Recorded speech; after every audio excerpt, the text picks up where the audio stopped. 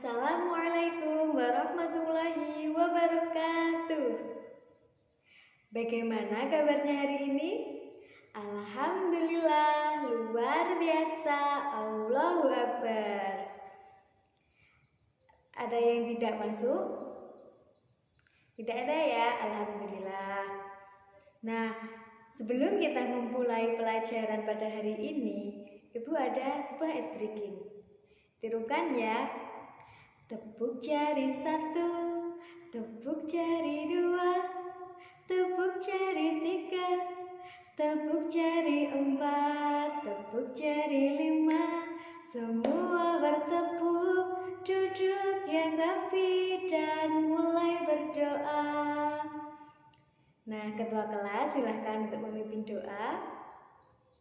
Bismillahirrahmanirrahim. Amin. Nah, pada hari ini kita akan meneruskan pembelajaran yang kemarin. Kemarin kalian belajar tentang apa? Ya. Nah, sekarang kita hari ini belajar mengenai peristiwa penting dalam keluarga. Kelas 1 dulu, kalian sudah mempelajari tentang peristiwa bukan?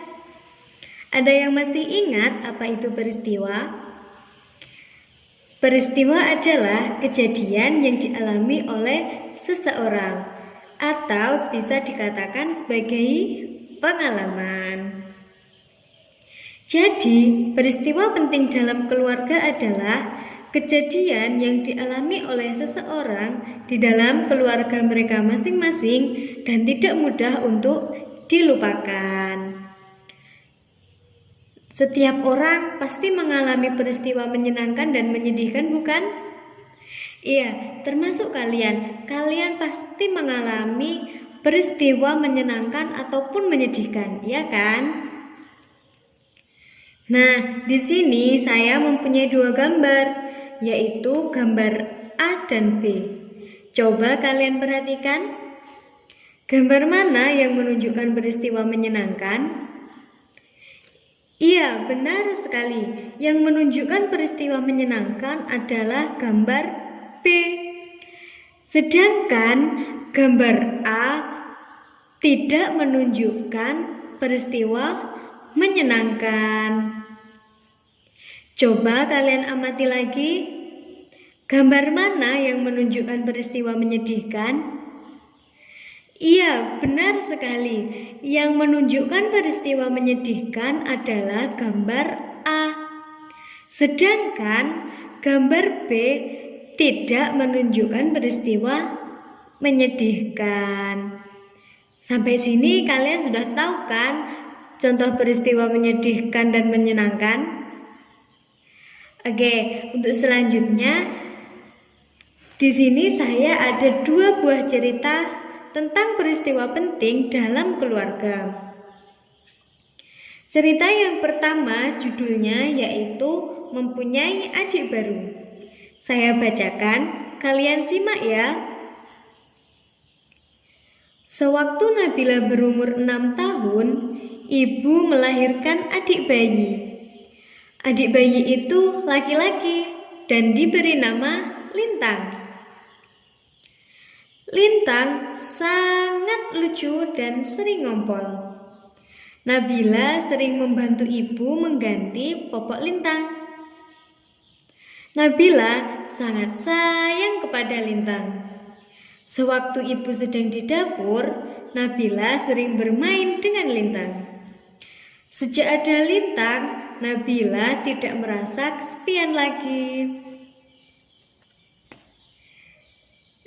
Dan untuk cerita yang kedua berjudul tentang kakek meninggal dunia. Waktu Rani berumur 4 tahun, kakek sudah sakit keras. Kakek sering dirawat di rumah sakit.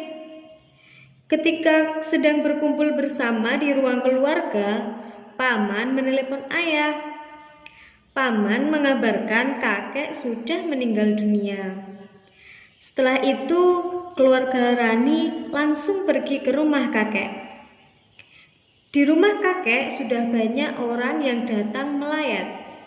Semuanya berdoa untuk kakek. Semua orang merasa sedih, ada juga yang menangis. Rani juga menangis karena tidak punya kakek lagi. Dari kedua cerita tersebut, cerita manakah yang merupakan peristiwa menyedihkan? Yang pertamakah atau yang kedua? Iya, benar sekali, cerita yang kedua. Sedangkan cerita yang pertama merupakan peristiwa apa? Iya, cerita yang pertama merupakan peristiwa menyenangkan. Nah, itu tadi contoh dari cerita peristiwa menyenangkan dan menyedihkan. Kalian sekarang sudah tahu kan bagaimana contoh cerita tentang peristiwa menyenangkan dan peristiwa menyedihkan dalam keluarga? Sekarang, coba kalian cerita tentang peristiwa yang pernah kalian alami, khususnya di dalam keluarga. Boleh itu peristiwa menyenangkan ataupun menyedihkan.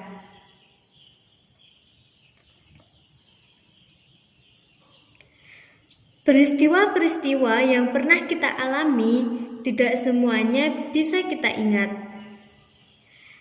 Seperti cerita-cerita peristiwa-peristiwa yang kalian alami atau bahkan yang saya alami, itu tidak semuanya bisa kita ingat, ya kan?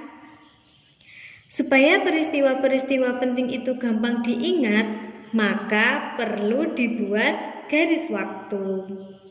Apa sih garis waktu itu? Ada yang tahu? Garis waktu adalah urutan peristiwa-peristiwa penting berdasarkan waktu kejadiannya. Tujuan garis waktu adalah untuk mengenang kembali peristiwa yang pernah terjadi, seperti pernikahan, kelahiran, ulang tahun, kematian, dan lain sebagainya. Sebelum membuat garis waktu, terlebih dahulu kita harus mengingat peristiwa penting apa saja sih yang pernah kita alami. Setelah itu baru kita bisa membuat garis waktu. Di sini saya mempunyai contoh garis waktu. Kalian perhatikan ya.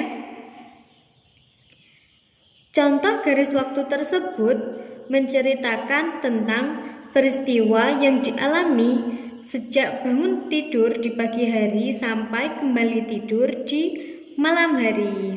Nah, saya mempunyai beberapa soal. Soal 1 sampai 5. Coba kalian kerjakan di buku kalian masing-masing ya. Sekarang kalian sudah tahu kan apa itu peristiwa penting dalam keluarga? Terus contoh cerita tentang peristiwa menyenangkan dan menyedihkan dalam keluarga, dan kalian pun juga sudah bisa bercerita. Apalagi, oh iya, kalian juga sudah mengetahui tentang garis waktu. Nah, soal yang tadi dikerjakan ya. Dan untuk penugasan rumahnya, kalian buat garis waktu. Boleh tentang peristiwa-peristiwa yang telah kalian alami, khususnya di dalam keluarga, ataupun juga boleh seperti contoh peristiwa yang kalian alami ketika kalian bangun tidur sampai menjelang tidur kembali, dan mintalah bantuan kepada orang tua kalian. Sebelum kita mengakhiri pelajaran pada hari ini, kita simpulkan terlebih dahulu. Kita tadi belajar tentang apa aja sih? Iya, kita tadi belajar tentang peristiwa penting dalam keluarga. Apa sih peristiwa penting dalam keluarga itu? Ya, peristiwa penting kan kejadian yang dialami oleh seseorang di keluarga mereka masing-masing dan tidak mudah untuk dilupakan. Nah, terus tadi kita juga sudah belajar tentang contoh cerita peristiwa menyenangkan dan contoh peristiwa menyedihkan, dan juga telah mempelajari tentang garis waktu dan juga contohnya. Nah, sampai sini ada yang belum dipahami? Atau mungkin dari kalian ada yang ingin bertanya? Tidak ada? Oke. Kalau tidak ada, kita akhiri sampai di sini pembelajaran kita. Silahkan ketua kelas memimpin doa. Bismillahirrahmanirrahim. Alhamdulillahi rabbil alamin. Amin. Kalian jaga kesehatan terus ya, dan jangan lupa tugas rumahnya dikerjakan. Sekian dari saya, terima kasih atas perhatiannya. Wassalamualaikum warahmatullahi wabarakatuh.